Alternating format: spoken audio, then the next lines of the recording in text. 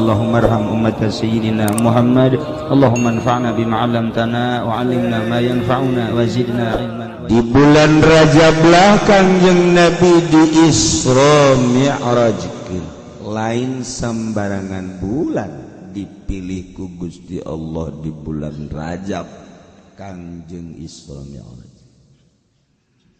Sebab Rajab adalah syahrullah, bulan Allah. Syaban syahru Nabi, bulan Nabi Allah. Tapi bulan Ramadan ke syahru ummati. Jadi Rajab julukanana syahri cek Allah. Kangjeng Nabi ngabejaan syahrullah, bulan Allah. Manta Kangjeng diberangkatkeun minal masjidil haram ilal masjidil aqsa, aqsa ka sidratil muntaha. Mukalamah jeung Allah cuman urusan Kangjeng jeung Allah teman. Oleh-olehna lamun ti Bandung peuyeum Bandung, lamun ti Cililin wajib Cililin, Garut dodol Garut atawa embe Garut, anu capang teh tandukna memeh batur nyana heula dihajar jegur. Ti Cianjur hayam pelung, lamun ti ditu ti Kedu Camani Salasih hayam hideung, lamun ti Madura Celuri oleh lamun ti Bali goyang Bali. Tapi oleh-oleh Isra Mi'raj adalah sholat. Dengan sholat urang bakal kapanggih jeung Allah.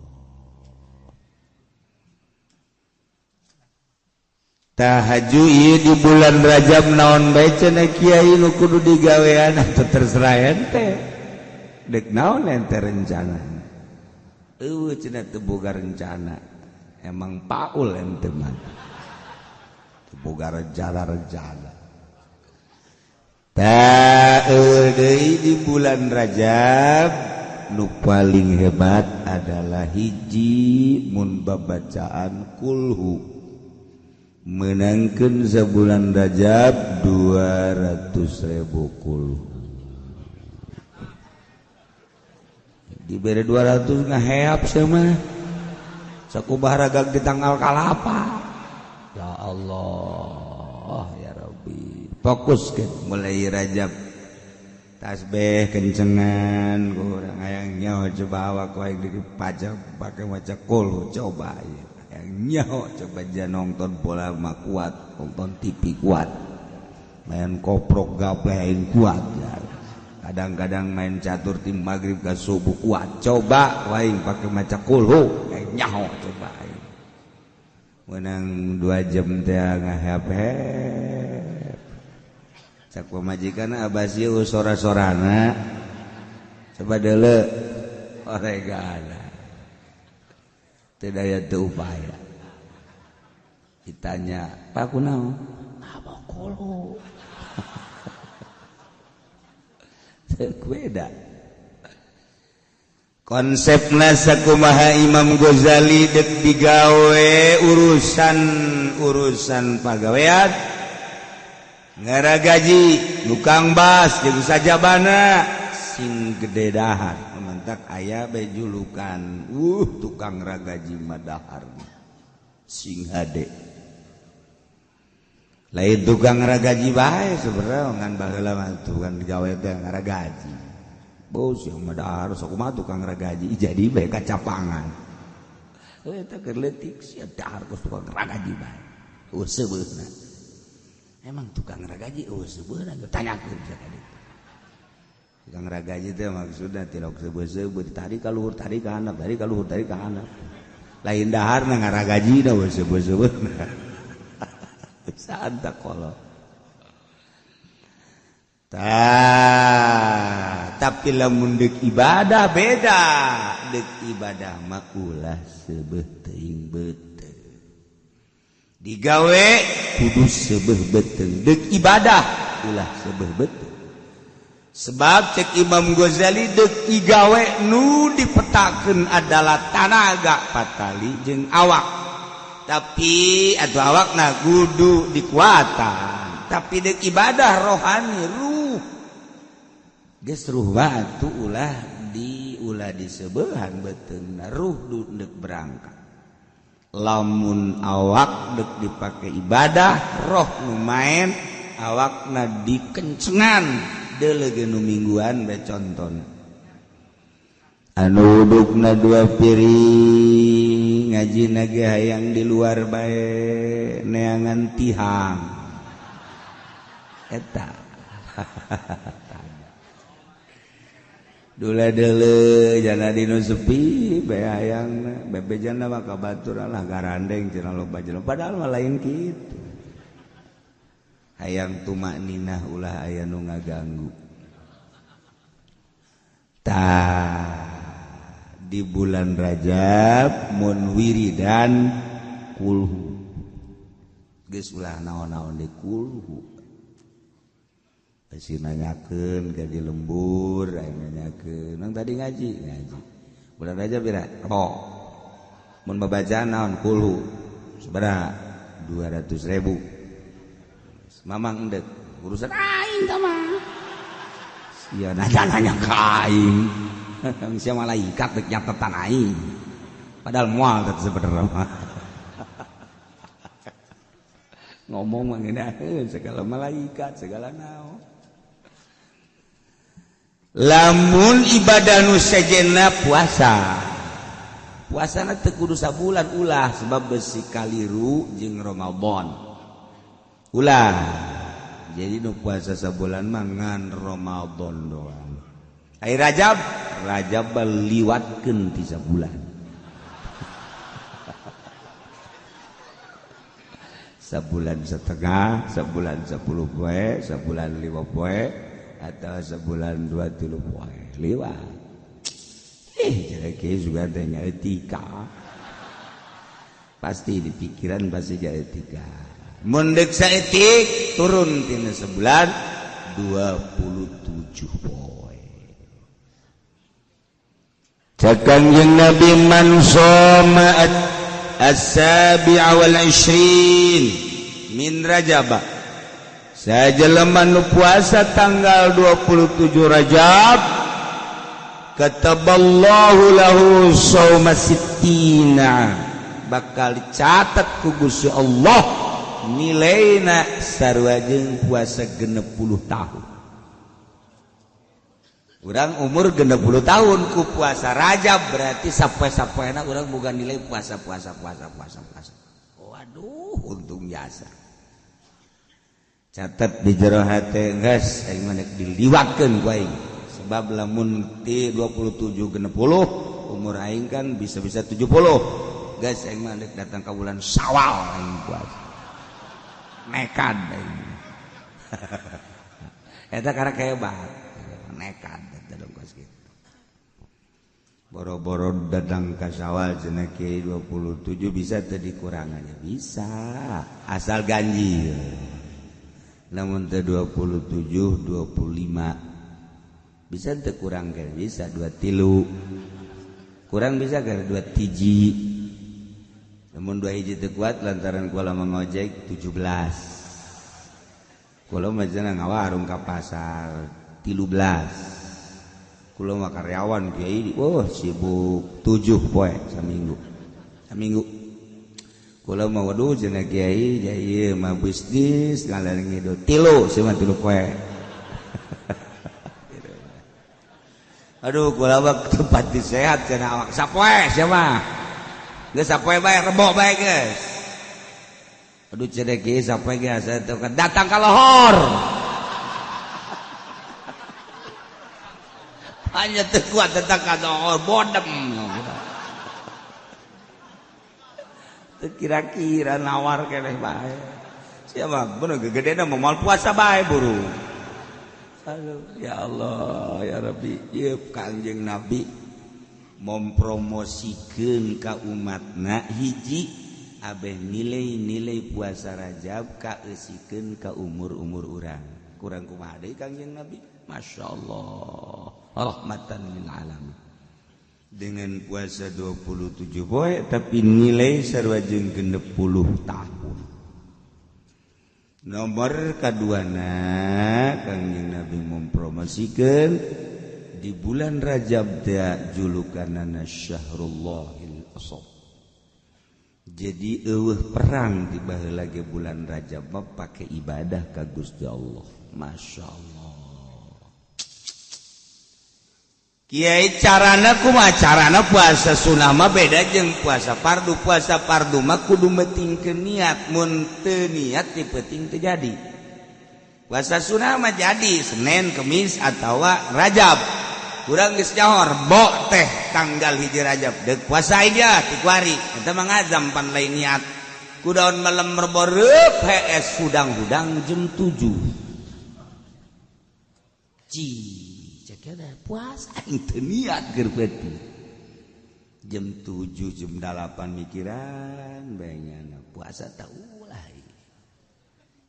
tak eta budal jam 7 jam 8 inget jam 9 kurang niat jadi apa masalah mau niat banget jam 9 jam 10 gak masalah niat kaulah puasa dina poe ieu tanggal 1 Rajab sudah jadi asal encan ngadaharna naon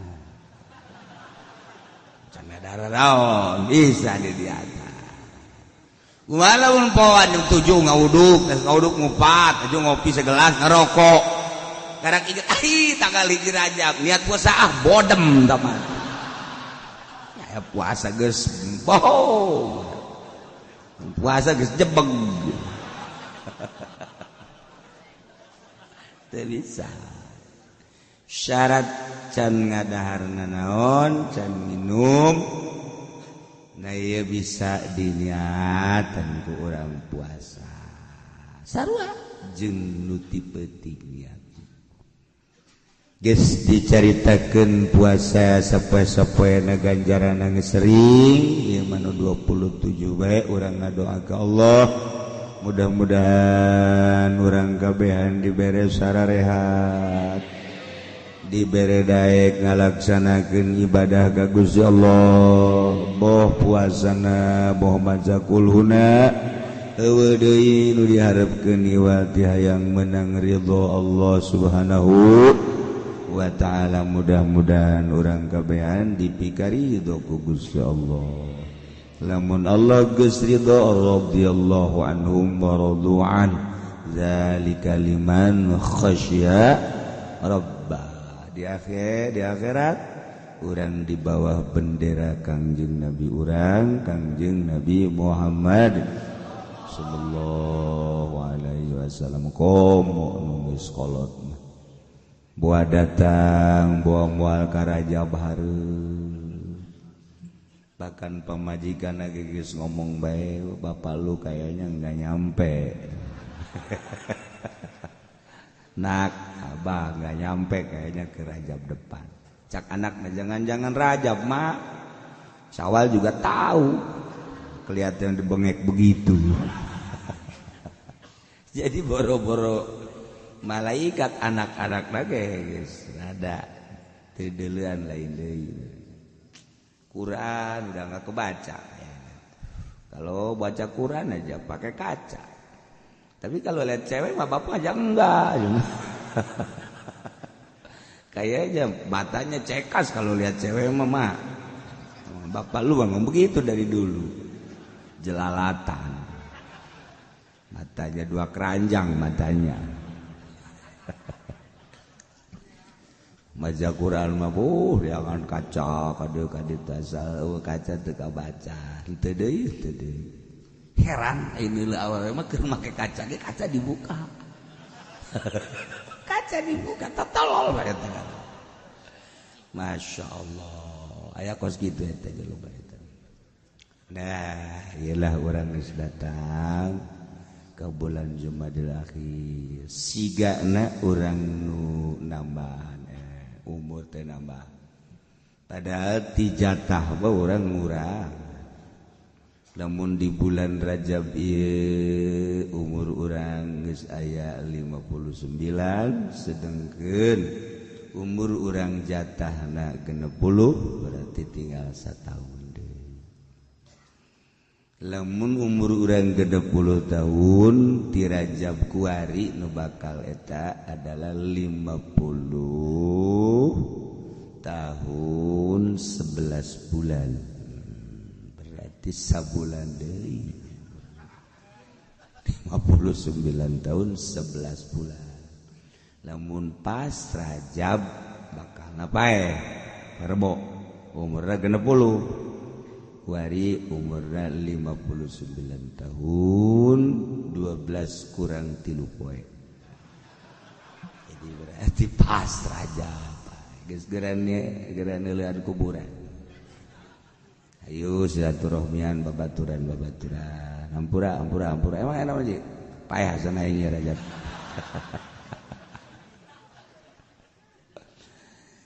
gitulah urusan payah batu dihayang-hayang teu bisa diembung-embung teu bisa nu penting nama urang maot husnul khotimah mawa kalimatut thayyibah la ilaha illallah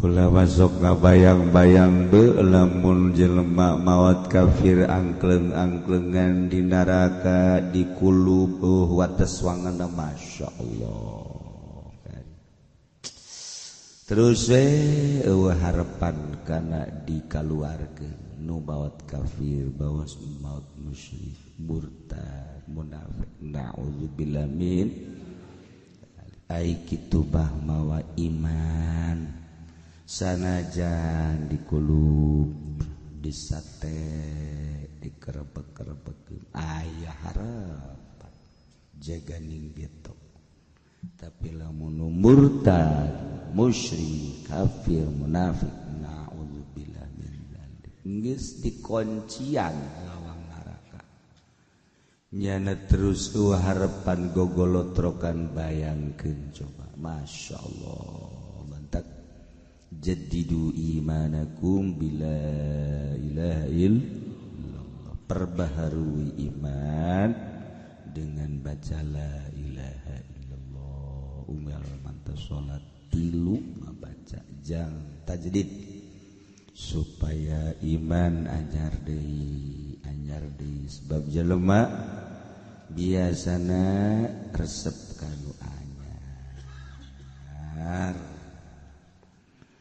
gitulah ditahankan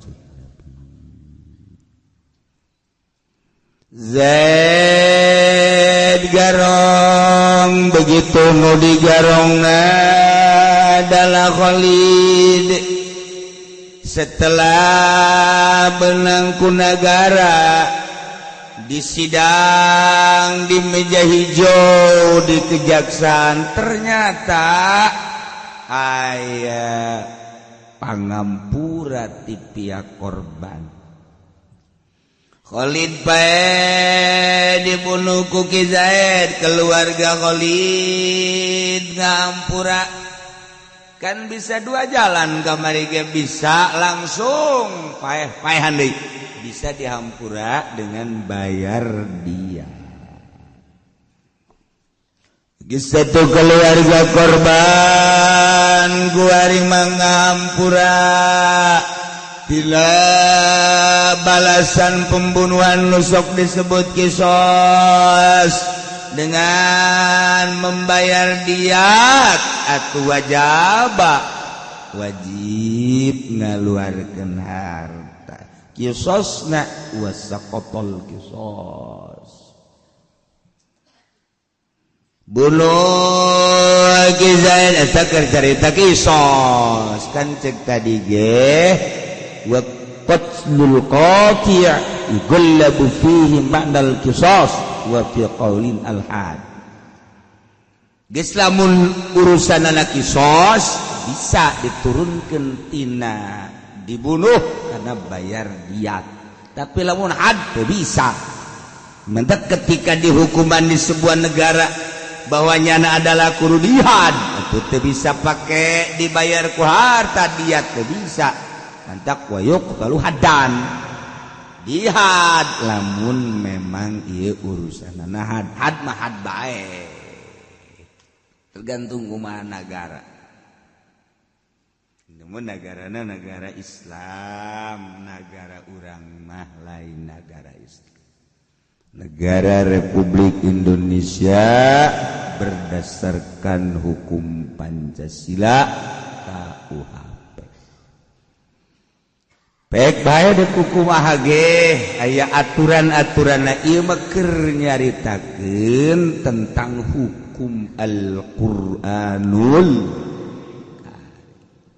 lantas di urang teh dihukuman kos kitu atuh bangga sadaya-daya nyanggakeun ka inohong-inohong anu dilaluhur nah make jeung teu tertarik kana hukum Quran tinggal kitu bae acenah menang kesepakatan bangsa atuh mangga bae ya urang mah sapira rakyat jelata teu daya teu upaya cenah kumaha lamun di hukum Al-Qur'an ditegakkeun ya alangkah bungana sebab nu bakal dibunuh nyana urang henteu atuh korupsi henteu mean teu atuh indah oi urang mah masyaallah indah wae naon wallahu a'lam nu bantak embung make hukum Al-Qur'an negara kasieuna korupsi potong sieun bodoh deui sieun urang mah rakyat teu sieun teu aja make hukum Quran non indah aja dan teu make hukum Al-Quran atuh sabodoh nya ente-ente nu ngalaksanakeun kecenah di akhirat iya di akhirat nyana teu aing mah kasalorga kabeh cara kos kitu amat geus kos kitu bae teh dituna pamarentah mah mesti kana raraka heula mencari kieu mah bangun entengna mah iya tuh geus percaya jasa ka Quran kumaha tuh geus kos kitu bae tah tak sing hararade hirup salamet ke diri urang eueuh nu nyaah ka diri urang iwati urang kunaon lai kabeulem ku korek api jojolotoan ai prak urang teh ngagejeburkeun maneh lolonja ka neraka jahanam pacira iraha lolonjan eta jadi lurah keur lolonja ka jahanam jadi camat jadi bupati bang geus lain lolonja deui KM nanya gubernur RI 1 bata mah lain KM nu boga jahanam ieu teh maksudna kumaha cenah kitu amat hati-hati siga eueuh nu deudeuh jeung nyaah ka awak urang iwati urang tuh masyaallah nah geus urang mah dongeng-dongeng hukumna tulana dilaksanakeun teh atuh nyaho-nyaho heula polisi ge barang geus nyaho mah nyana ngarented-rented jah kos kitu cenah hukum Quran kok lain lagi sama hukum priwit lain lah hukum priwit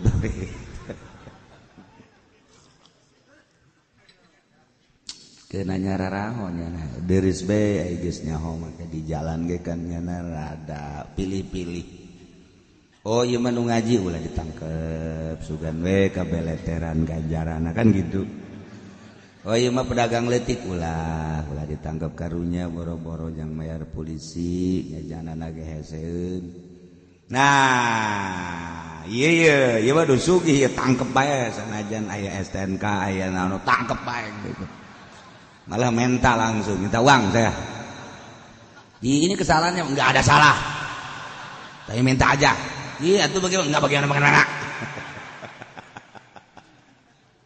aduh Masya Allah polisi bang pakai sumpahan masyarakat sial aja secenah ya polisi memeh lagi sial aja saya punya nanu sial STNK teu mawa naon teu mawa saya yang lempang di jalan tapi tetepnya polisi sial tak polisi Aduh, aing be aku polisi. Kema aing muat teluh lah yang polisi.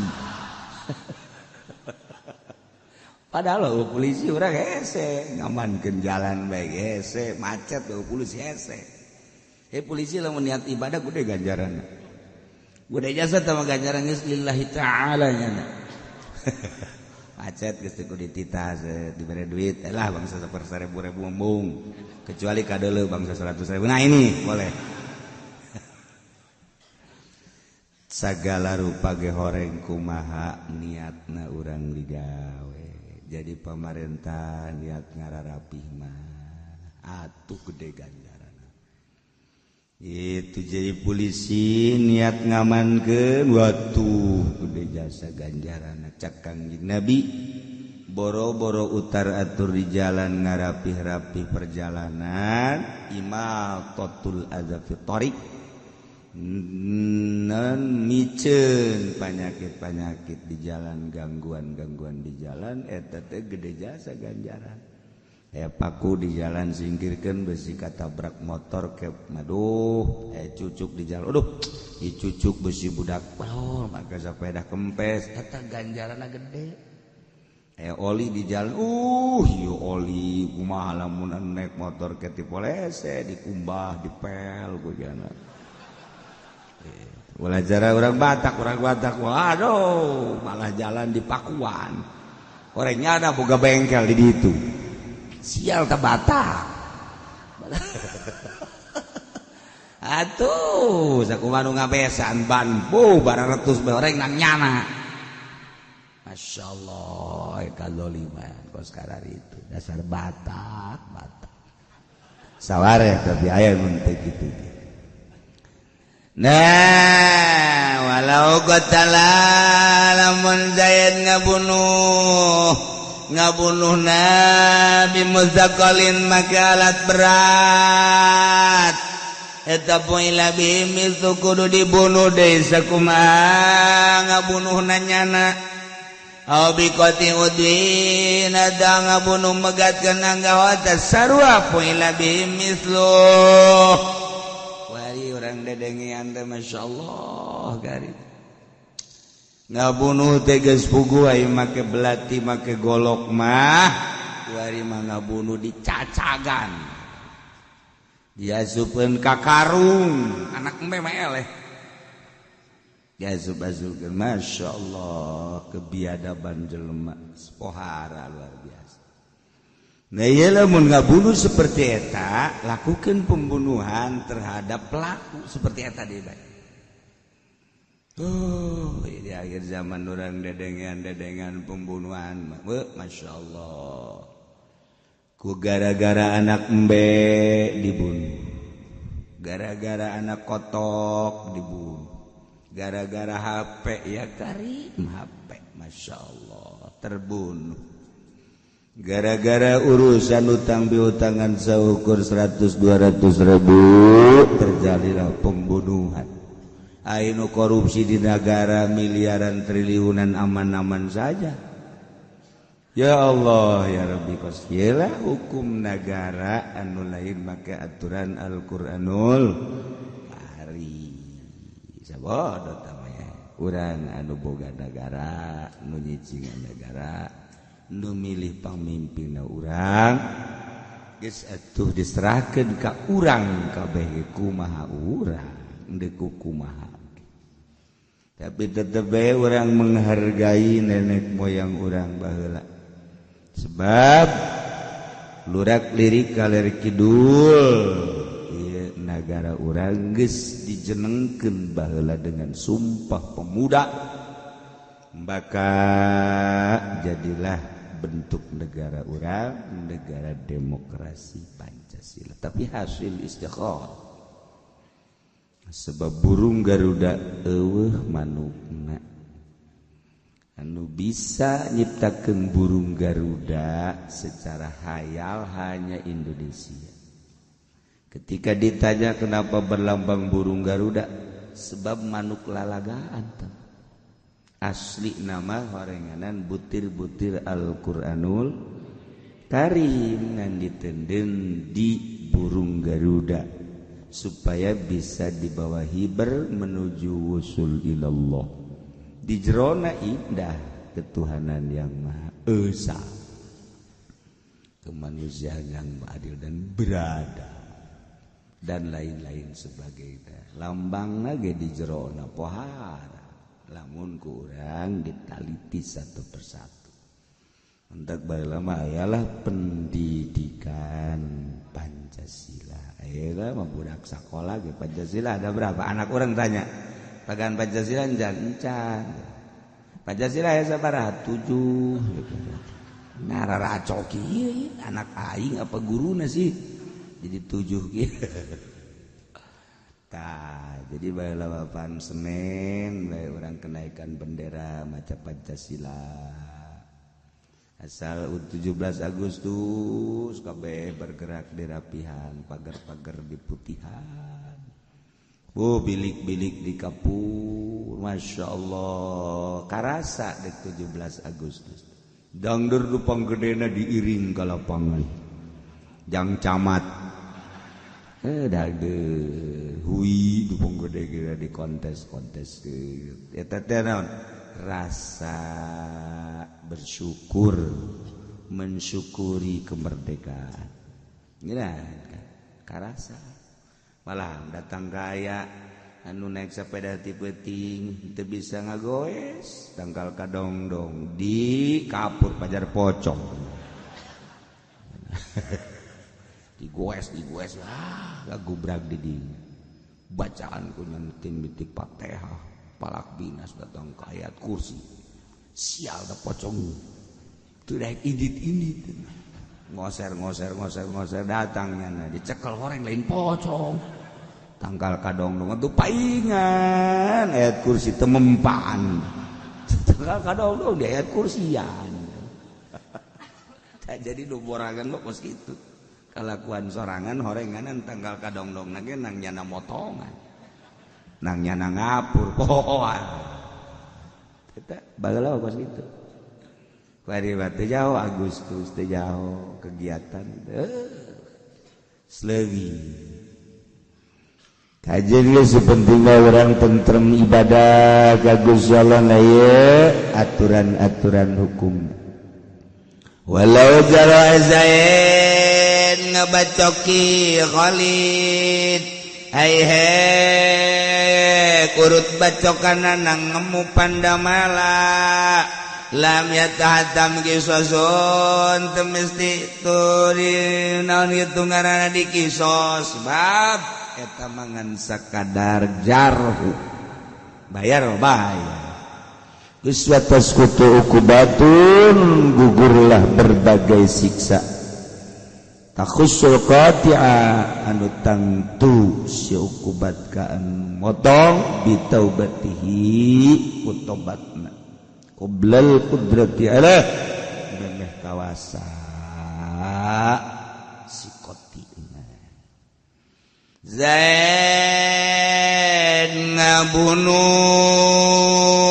Khalid kemudian tinyawan aturan-aturan Al-Quranul Karim gubodo kemudian tinyaho sama sekali namun ngabunuh kudu dibunuh di tenyaho kudu disalib tenyaho potong kudu dipotong di tenyaho begitu manehna tulang telog ke pengajian orang ngabunuh-bunuh deh motong-potong deh Masya Allah tobat jadi diri setelah tobat katangkep nyana membeberkan tentang dirina sebab sirup kula adalah di lingkungan jelema barodo tur di lingkungan jelema jahat suganda mah eta mah sebagai pekerjaan bae horenganan dosa pajar kasab bae eta mah kitu teh horeng dosa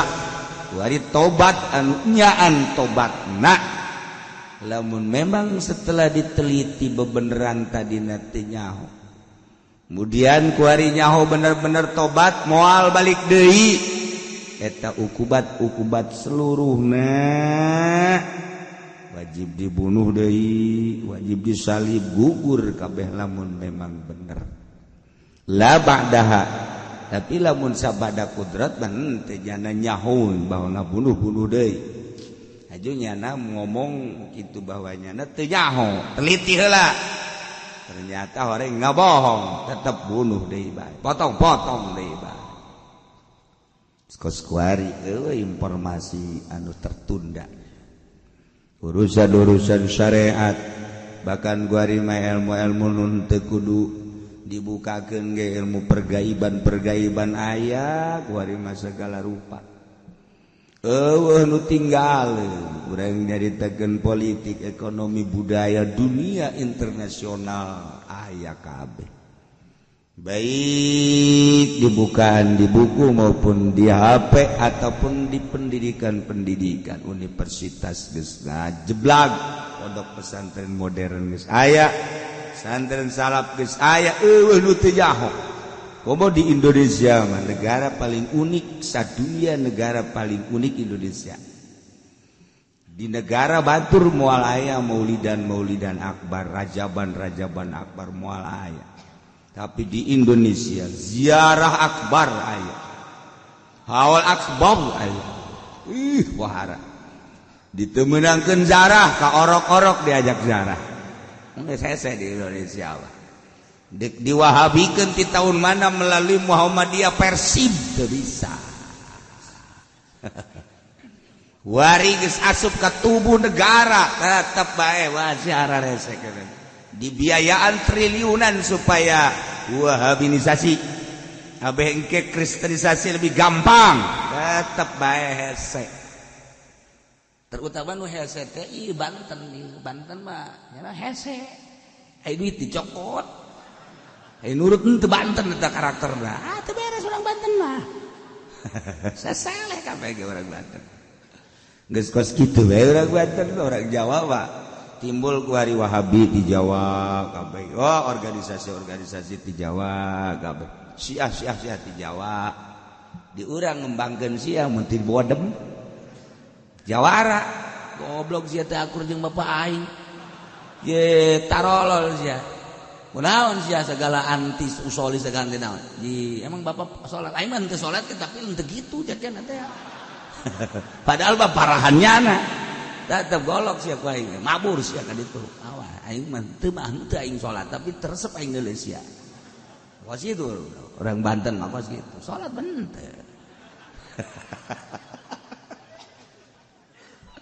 badak timbul organisasi di Banten malah aya organisasi di Banten nu aya ge jangan teu paham ilu ka NU teu paham NU ilu ka Muhammadiyah teu paham kos kumaha organisasi mantak teu jaho nyana sebenarnya mah dijadikeun dewan suro tapi teu jaho aya aing emang aing naon ieu jangan ada heuy sia suro suro naon goblok teu coba teu jaho geus anu mah aing mah cenah pokona mah duit bae geus kitu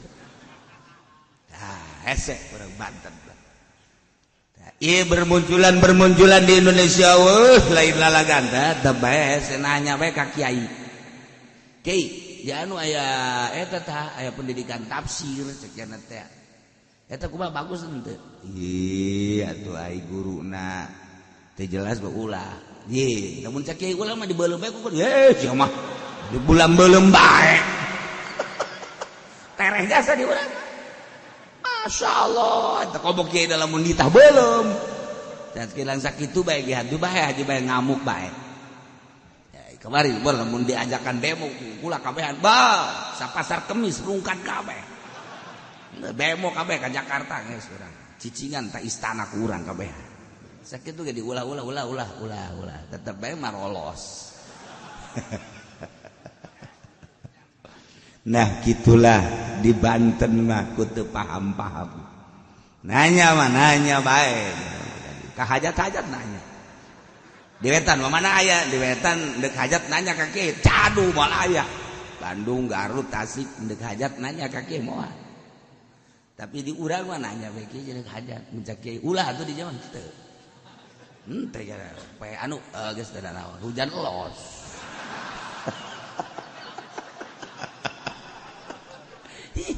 udah kulon mah kos karar itu calon lurah nanya ka kiai cak kiaina kaluarna kudu jam 3 nurut